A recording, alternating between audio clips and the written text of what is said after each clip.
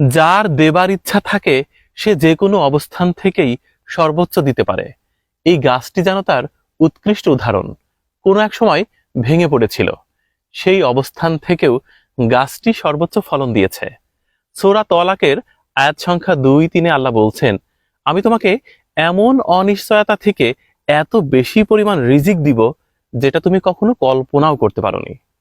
সূরা জুমুয়ার আয়াত সংখ্যা 10 আল্লাহ বলছে, যেমন আল্লাহকে ভয় করো, আল্লাহকে স্মরণ করো এবং রিজিকের তালাশ করো। সূরা আজ জারিয়াতের আয়াত সংখ্যা 22 মহান আল্লাহ বলছে যে আসমানে রিজিকের নির্ধারণ করা হয়েছে এবং সেখানে রিজিকের প্রতিশ্রুতিও দেয়া হয়েছে।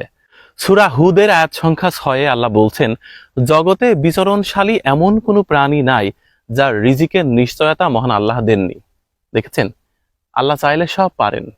দেখেন, একটি গাছ ভেঙে পড়েছিল ঝড়ে, সেখান থেকে দ্বিখণ্ডিত হয়েছিল, তারপর সেই গাছটিও আবার বেঁচে গেছে এবং সেখানে কি পরিমাণ ফল ধরেছে।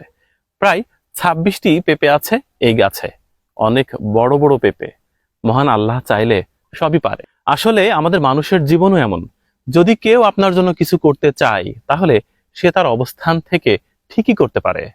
আবার যদি কেউ আপনার জন্য কিছুই না করতে চায়, তখন তার পাহাড় সম সম্পত্তি থাকলেও সে কিছুই করবে না, বলবে আমি ভীষণ অভাবে আছি, খুবই অর্থ কষ্টে আছি। অথচ দেখেন, এই গাছটি যেন জ্বলন্ত উদাহরণ। ভেঙে পড়েও আবারও ঘুরে দাঁড়িয়েছে, ফল ধরেছে। এ যেন ছোট গল্পের মতো, শেষ হয়েও হইল না শেষ। কি চমৎকার বড় বড় পেঁপে ঝুলছে দেখুন।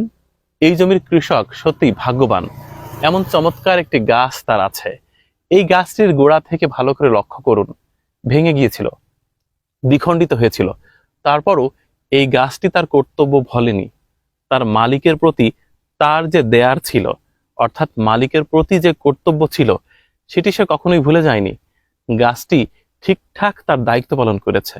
আমরা মানুষরা ঠিক এমনই হওয়া উচিত, ভেঙে পড়েও হাল না ছাড়া উচিত। যার জন্য যতটুকু দায়িত্ব পালন করা দরকার ঠিকঠাক করা উচিত।